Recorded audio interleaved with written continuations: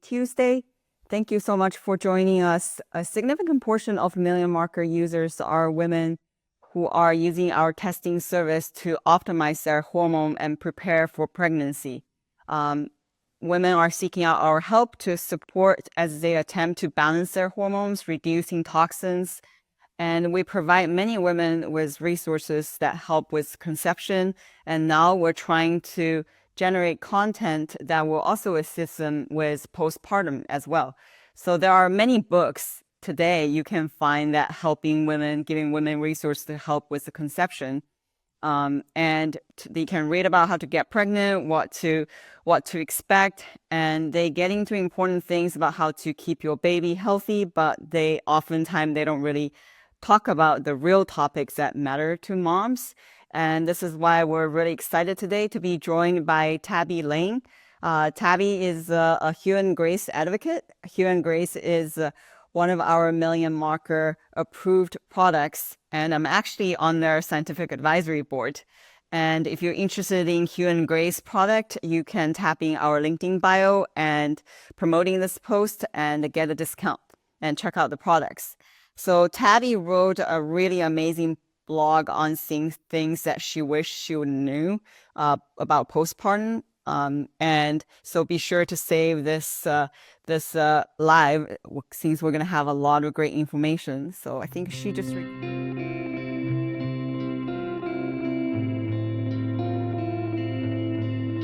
How are you? Good. I'm so glad, 'cause this is a topic we have not talked about. We often just talk about preconception, and we have not talked about postpartum. So like super excited to talk about this topic. I feel like it's so important because so many people do. They talk about everything leading up to birth and then the baby. And there's so much left unsaid about what actually happens to the mom Right. in those days and months afterwards. And so we're all just caught off guard. Right. So before we start, like, tell us a little bit about your background and then what led you to become like a low tox living, advocate. So when I was pregnant with my first baby, a friend of mine casually in conversation mentioned that she had switched to clean diapers and it had eradicated their diaper rash issues. So I was like, well, why is that? And I looked into the ingredients that are in diapers and I was like, I'm sorry. There are fragrances, carcinogens, VOCs, phthalates, like all of these ingredients that are so toxic and they're on our baby's most sensitive areas. And that just kind of set me down this rabbit hole of, well, if that's allowed in baby products, what is allowed in the rest of our stuff? And I mean, the rest is history. I just kind of went crazy after that. Wow. Okay. So then did that impact your like chosen the way you give birth? Because you had a home birth, that's a pretty unique experience, and many people want to learn about. What made you decide to have a home birth? I have always wanted to have a home birth. When I was in high school, one of my friends who was in high school with me, her mom was giving birth and she had a birth party. She planned a home birth and she invited us all to come and like experience it with her. And this was like her fourth or fifth baby. So she would like kind of had it down. And this was like, her third or fourth home birth. And I just remember going, I was a senior in high school, and I just thought it was the most beautiful, weird experience. But I just remember it was so peaceful. There was no like chaos or people running around and beeping and monitors. And I just was like, this is the experience that I want to have. And so that kind of set me on the trajectory of having a home birth. And yeah, so I just thought it was the coolest thing. And I don't know that I'll ever invite people to come and watch me give birth, but I'll talk about it on my blog. Nice. So today we're going to talk about the blog you wrote about postpartum, and then you wrote like postpartum actually got in the way of processing what you were experiencing as a new parent. Take us through that like aha moment. I think for me, it was so difficult because you have this beautiful baby, you've had this incredible experience, and then you're just hit with all of these things one after the other. Like breastfeeding, you think it's going to be natural and easy, and it's hard. And you have these afterbirth contractions, and you have bleeding that like that you just can't. I feel like you can't come up for air because you weren't expecting any of it. You just expect to be laying in bed with your newborn baby, and it's euphoric, and it's like, oh my God, this is really hard. And I think that kind of, if I had been prepared for it, if I had known that those things were coming, it would have been, I just feel like, a lot easier to process it. Yeah. So what was one of the top things that kind of shocked you about postpartum? I think the bleeding, the fact that you bleed for so long and so heavily. In my birth kit that you get, like when you're doing a home birth, you order a birth kit. It came with 3 pairs of mesh underwear. I was like, okay, that's enough. And what, like, a day or two of bleeding. I mean, you did give birth, like that makes sense. But I mean, they don't tell you that it goes on up to like 6 weeks. And you're like, it's heavier than a period. You're just like, and so I think for a lot of people, me specifically, I was like, what the heck? You can't do anything or wear any clothes or go anywhere because you're just like in diapers. Oh man. So what are some advice you wish you were given to handle this kind of unforeseen situation? I mean, I would definitely tell people like, don't even bother with the mesh underwear. Get yourself some Depends. Like go to the store, get the high level Depends. You'll feel so much more comfortable. You'll feel so much more secure. I even got those big postpartum pads and put them inside the Depends because you just like, you don't want all over your sheets. And I think that investment will go a long way. That's good to know.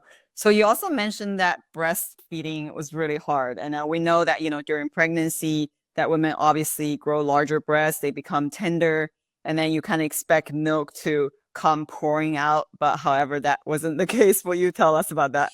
Yeah, I mean, with breastfeeding for me, because yeah, you expect it to just happen day one. Your baby latches and milk comes pouring out, and it's this beautiful experience. And what for me, it was, day 3 when my milk actually came in. But up until that point, your baby is just nursing around the clock, and things are getting chafed and red. And, you're like, you feel frustrated because it feels like they're not getting anything. And if I hadn't had my midwives there to tell me, no, this is normal. This is normal. The colostrum that you're producing is exactly what your baby needs right now. And when your milk comes in, that's what's going to, it comes in at the right time. You're not behind. Nothing is wrong. And I think that having known that beforehand, it would have made a big difference because you're so stressed. You're like, why am I not producing any milk? Why is my baby not getting anything? And for me, I dealt with a lot of engorgement with my first baby after my milk came in. And that was like, that is hard. You don't like, and again, it's just something you don't expect and you're not prepared for. So when you have clogged ducts and you're dealing with mastitis and you're having to like actually milk yourself in the shower, like you're like, this is not what I was expecting. So then you recommended like Haka for breast pumping. So why is that? Oh my gosh, the Haka is an ingenious invention. I didn't have one with my first baby, and I feel like I used it from the beginning with my second, and it's like a night and day difference because what the Haka does, it's like I don't know if you don't know what it is, but it's a silicone catcher for your milk. And so you attach it to your breast and it catches the excess milk without signaling your breast to make more milk. So I think with my first, you want to make, you have this idea of like, okay, I want to get rid of all of this extra milk. So you pump and it creates more milk. And so then you're like, oh no. But with the Haka, it catches the excess milk. And so your body is able to regulate a lot quicker and you're able to produce just the perfect amount as opposed to like, you're signaling your body to make more, and then you can't, and it's just yeah. So I definitely recommend the Haka. So is that what you did to at night, especially when your breast leaked, and then that you used the Haka to help with that? Yeah, Yes, did you use anything else? I didn't. So I used the Haka, which like anytime I was feeding, on one side, I had the Haka on the other side. So it would just like catch anything excess. And then if my baby was sleeping for a longer stretch, I would just kind of attach that and kind of massage to kind of get rid of any engorgement. And then I also used the I can't remember what the brand was. There are these purple ice packs, I think from like Newbie, or you can get them at Target. And they like are in the shape, they're round, and they go right in your bra. And those were amazing. And then the Soothies little nipple pads, those are amazing too. So I would highly recommend, like, you don't think you need any of those things. I sent my husband, it was like day 2, and I sent my husband to Target at like midnight. I was like, I need anything that you can find for chapped nipples, bring it to me. Oh no. Oh man, that's hard. So besides like breast tenderness, so what are other you mentioned the chapped nipple, what are other physical pains that did you experience? I mean, there's the afterbirth pain. So like the contractions, your organs are literally moving back to their normal places. And you actually experience contractions in order, your muscles are tightening and releasing in order to get your body to go back to normal. And you think once you're done with birth, like, okay, well, it's over. But then, for days afterwards, you're like, wait, no, there's more contractions. So I think that, I mean, that would have been something that would have been nice to know. Yeah, you also mentioned that like even you had some digestive issues too, right? Yes. So for me personally, that first number 2 after you give birth is the scariest thing. I don't know. It's like a mental block because this idea of pushing again just makes you want to curl up in a ball. But you have to do it. Like you can't never go again. So I think that is something that, and so for me, it took me actually a couple of days to muster up the courage, and everything's getting backed up during that time. So that was rough. Yeah. Oh wow. So like what's your recommendation if someone is having like bowel issues? I think don't force it. Don't like push. And don't, and I think this was one of the nice things about home birth as well, because I was already home. There was no like clock. Whereas when you're in a hospital, they're like coming in and checking, like, have you gone yet? Have you gone yet? Have you gone yet? And they can't let you leave until you do. But when you're at home, it's just like, there's not really a clock on you. So don't force it. But also, like, don't be afraid of stool softener. It's definitely worth it. Awesome. You also touched upon like a mental health postpartum, like which is like really important. And you described as being new parents as being lonely. Like why is that? I think when you just give birth, you've just had this like life altering event happen, and then you're in bed and you can't really go like leave, and it kind of feels like life is going on, everyone else's life is still moving, and you're just kind of in this parallel universe of naps and breastfeeding, and everything's hard and everything's beautiful, but it can feel really isolating because you're just in your bed alone, and people don't really know how to relate to you because you just went through this crazy experience. So I think it can be really lonely. Yeah. When I first saw your website and then your IG post, and I was like, this chick is hot. You mentioned that you never got your pre-baby body back. Like, Oh my and then goodness. this is something crucial for many ladies to realize, right? I still think you're really hot. So so what made you come to this realization? And then, how did you embrace it? How did you deal with it? I was 24 when I had my first baby. And so before that, I was, a size 0 jeans, like, like any other 23, 24-year-old. And I remember after having birth to my first, giving birth to my first baby, those jeans there was no way. But like, even though I had lost the weight, my body was just different. My hips were wider. The girls were a little saggier. Like there was just different things that you just never fully go back to the way it was before. And I think what a lot of people don't know or realize is you're not supposed to. You're not 23 anymore. Your body went through this life altering thing. And it doesn't mean that you're less attractive or less beautiful. It's just, you're just a completely different person now. And I think more people kind of knew that and accepted it. And like, because all around us, society is telling you like, you got to bounce back 6 weeks. You get to start, you get in the gym, you bounce back. And my philosophy was, with my first it was that. And it was really disheartening because it's like, well, I just got to throw away all these clothes and I'm never going to be me again.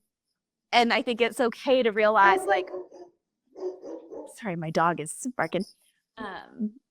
You are still you. You're just a different version of you and you're still just as beautiful.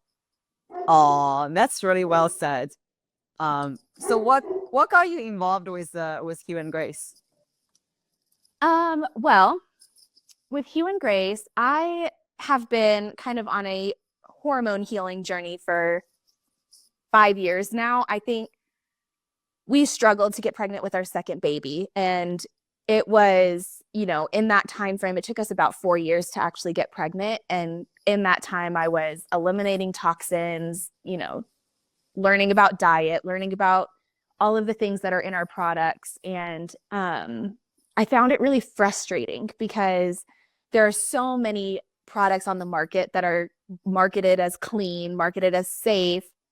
And when you actually flip over and look at the ingredient list, there's so many ingredients in there that you like can't pronounce, or even if you can pronounce them, they're still not safe or they're not great for your hormones. Because I think with what Hugh and Grace is doing is they're very specific to hormone health. And that really drew me in because I struggled with my hormones for so long that now I loved this concept of every product that they put out is safe for your hormones, because women don't realize how important men too, but women specifically, your hormones affect every area of your life. I mean, your fertility, your skin, your hair, your mood, your energy levels. And you just really want to do as much as possible to interfere as little as possible. And so I thought it was really great that the products not only were safe for your hormones, but also were super effective and you're not compromising on quality for safety. Right. So what's your favorite? Oh, I love the restoring face serum. The morning serum I just feel like when I put it on in the morning, I don't need makeup. I just glow. And it's got the vitamin C, it's moisturizing. And so it's just kind of an all-in-one, really basic but effective product. So I think I gotta go with the restoring serum, even though I love the night serum and the bar and the body oil and the lip. They're all great. Yeah, everything is great. My favorite is the night serum. I know the night serum actually really helped with my eczema. So okay. I really like that. But yeah, as you said, everything is really awesome. Yeah, the bar, I feel like with my son, he had just like really dry, itchy patches on his skin. And the bar mixed with the body oil, he's 100% better. I'm like, oh, wow, it's amazing. This is so cool. Wow. Thank you for all this great information. Love it. So people be sure to follow Tabbi at Tabbi Lane, and then also Tabbi spelled with an I, not Y. Yes, Tabbi Lane, T-A-B-B-I. And then also people should check out your website. Yes, then that is all in my bio and my Instagram page. So Thank you so much for having me. This was amazing. This is a lot of fun because this is a topic that we don't really talk about, and also it's very personal. So Mhm. this is such great information. And then people can also, follow Hue and Grace, and you can tap in our LinkedIn bio, promoting this IG Live to check out Hue and Grace products too that we just talked about. Yeah. All right. Thank you so Thank much. you so much. Bye. Talk to you soon. Bye.